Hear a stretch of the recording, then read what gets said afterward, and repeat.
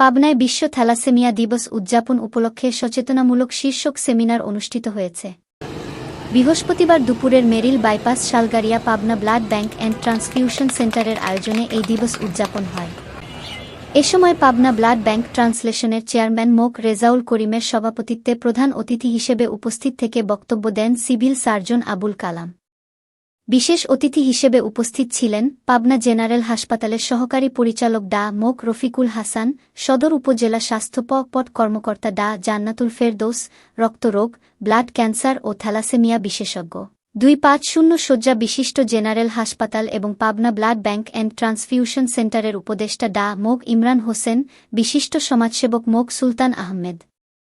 এ সময় বক্তারা বলেন, বাংলাদেশে থ্যালাসেমিয়া বাহকের সংখ্যা বাড়ছে। থ্যালাসেমিয়া প্রতিরোধে 2 বাহকের মধ্যে বিয়ে বন্ধ করাই একমাত্র উপায়।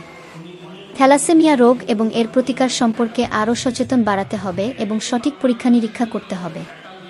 তাহলেই থ্যালাসেমিয়া রোগ থেকে মুক্তি পাওয়া যাবে এবং থ্যালাসেমিয়া রোগীদের সরকারি সকল সুযোগ সুবিধা দেওয়ার কথা বলেন বক্তারা।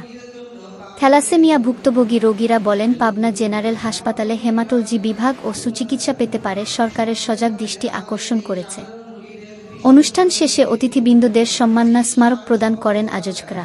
বিশ্ব থ্যালাসেমিয়া দিবস, এই দিবস উপলক্ষে আমাদের ছোট্ট একটা আয়োজন। আমাদের পাবনার প্রান্তিক যে থ্যালাসেমিয়া রোগীগুলো এখানে আসে, অনেক কষ্ট করে তারা, আমি দেখি, ব্লাডের জন্য ছটফট করে, অনেক চিকিৎসার জন্য তারা সুচিকিৎসা পায় না। সেই উদ্যোগেই আমরা আজকে এই উদ্যোগটা নিয়েছি, যেন থ্যালাসেমিয়া রোগীগুলো একত্রিত করে ওনাদেরকে আমরা একটা সচেতনতা বৃদ্ধির লক্ষ্যে কাজ করে যেতে পারি। রক্ত জিনগত একটা রোগ, এটা সাধারণত দেখা যাচ্ছে যে যদি আমরা সচেতনতা না হই তাহলে রোগটা ছায়াতেই থাকবে।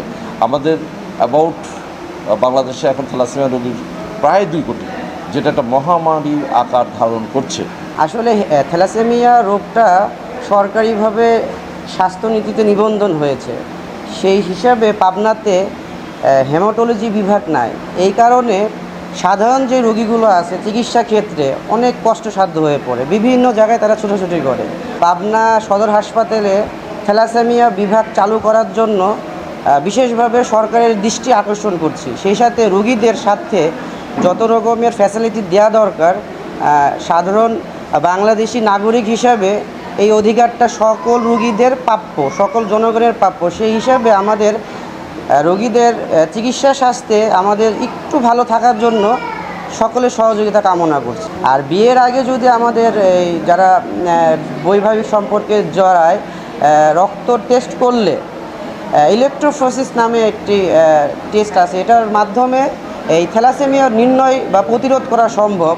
বাংলাদেশের যে জনসাধারণ 18 কোটি মানুষ, সেই সকল প্রান্তিক মানুষদের জনসচেতনতা অর্থাৎ অ্যাওয়ারনেস বিল্ড আপ যেটাকে বলে, এটার জন্যই কিন্তু আমাদের এই সেমিনারের আয়োজন।